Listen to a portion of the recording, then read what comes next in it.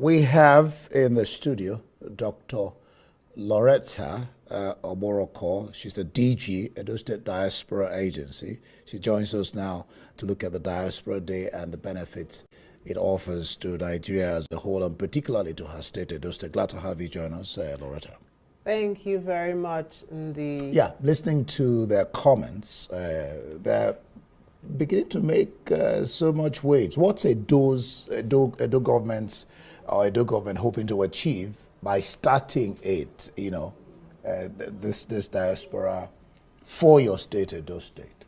Thank you very much. I think before we jump into that, we should say big congratulations to Honorable Abike Dabiri and the entire team of NIDCOM. It was a beautiful weekend, the Nigerian Diaspora Day and the Merit Award.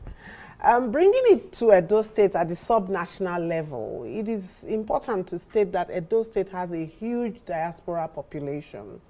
And there are facts or evidence attesting to this. In 2017, World Bank actually published about 22 billion US dollars remittances into the country, and Edo State at the time, it was estimated that they were contributing about 6 billion US dollars.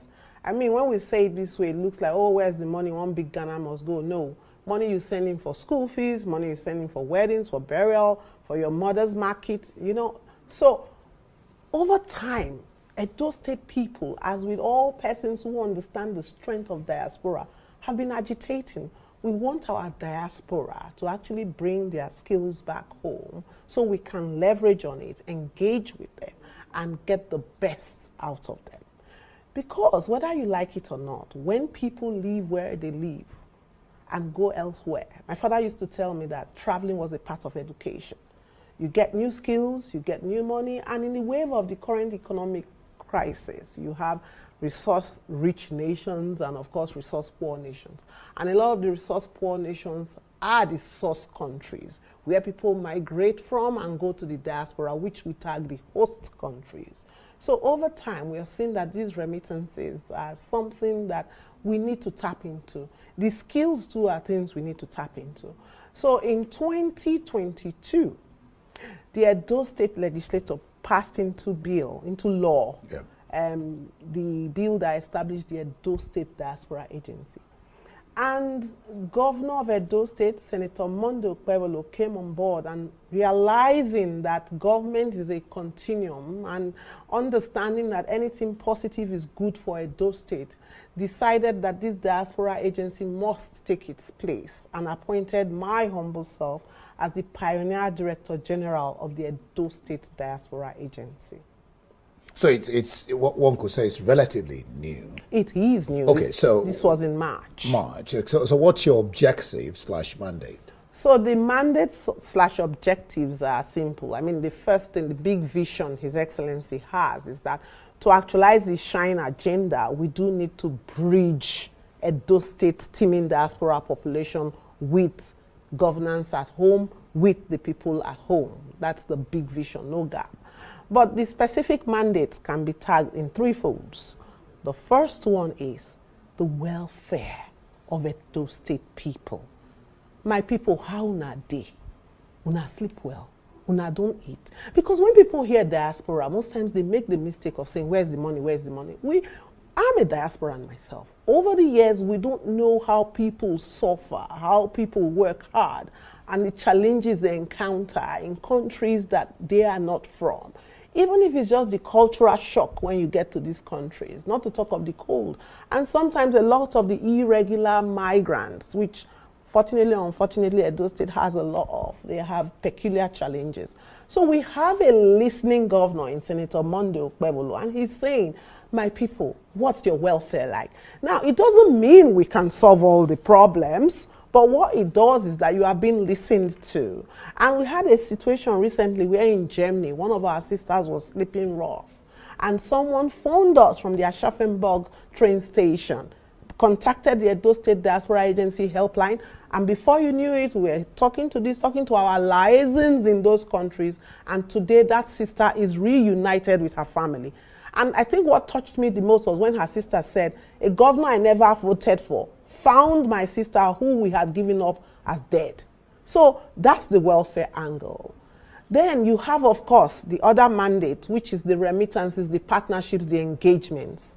We want the partnerships, we want the engagement. Edo State is now a destination ready for investors' investment from our own sons and daughters and friends of Edo State alike. We are saying, come. The governor is working hard to make the state fit for investors. We see how he's handled kidnappers in the recent past. Even some people have gone to say it was high-handed. No, he's trying to make the state stable. So before you investors. talk about the third mandate, are investments coming in? Oh yes, oh yes.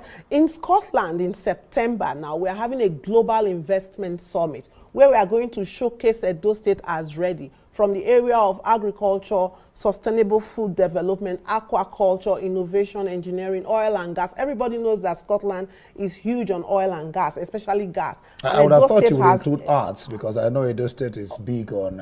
We are big on art as well, and Scotland is also a historical place. And of course, health and education. Education in Scotland, think about bilateral exchanges. You know, oftentimes we think that it's only these resource-rich nations that can teach us. We have a lot to teach them, you know, and all of this is, we are saying, come. You know, when you bring investors here, sir, it's like ordering. You order from the market and they deliver. Yeah. But when you go to these places where we plan to have the Scottish Chamber of Commerce, English Chamber of Commerce, and the Nigerian Capital Development Fund is really playing large on this. Like Mohammed going to the mountain. VG Energies, and of course the Scottish African Business Association. It's like you going to the market, and the governor is going to be there. So there's going to, with a lot of the commissioners and stakeholders that matter. So it's going to be like going to the market, Mohammed going to the mountain, and you're going to make your own choice. You're going to negotiate. You're at a better stance, you know. All right. So, because we have, I think, less than 2 or 3 minutes. Oh, okay. And then the third mandate. Okay, well, okay. The third mandate is propagating our own positive narrative, which is inclusive of our own strong cultural heritage. You have people like great footballers from Edo State, and we are singers, doctors, engineers. We want to propagate that narrative. You know, it's bad news travels fast, isn't it? Oh, it makes so much noise. Exactly. Now we are taking charge of our good news, and we're going to push it and push it and push it. And the Edo State Diaspora Agency is going to do that. All right. Looks like you have quite a lot on your plate. Oh, we do. Talk to us about your future plans. What has been the contributions? Well, okay. Well, I think we talked a little about it, but your future plans, so and then maybe a little bit of the challenges and then solutions. Our future plans are, I think, one big thing, key to our future plan is having an Edo State Diaspora Agency portal. It's going to be a huge portal, and it's already in development by sons and daughters of Edo State, where you are going to come in, you're going to register, it's going to have a huge database. You can't plan without data. I know you congratulated Abike Dabiri. So how is the interconnectivity with the state and the federal government? Oh, yes. How is it? Beautiful, beautiful. NIDCOM at the federal level has got a policy, and one of it was that the states actually have their own focal diaspora persons and have charge of their own diaspora as well, because it makes it a lot easier and better. So we are all very fluid. How soon the portal? Oh, the portal likely in the next 6 to 8 weeks, because we've been working on it. It goes live. And of course, we already have a helpline, and we have our press briefings regularly. We also have a situation where people can call in and say, oh, this is the kind of business I want to engage in, and we liaise with other ministries, MDAs as well. And the governor of Edo State is very, very keen on a situation whereby the people are better informed about what governance is like in Edo State. Because you find people occupying the space with the wrong information, and when people are not informed, they become deformed. So the Edo State Diaspora Agency is going to serve as a gateway where the diasporans go, one-stop shop. Oh, I want to invest in agriculture, and they come in through that portal, and they are directed through to agriculture. Makes it or easy, education. Makes it streamlining what you do. Streamlining everything. All right, thank you so much, Dr. Loretta Oboroko, the DG, Edo State Diaspora Agency, for being on News Night. We'll be back in just a bit. Still to come, ADC demands...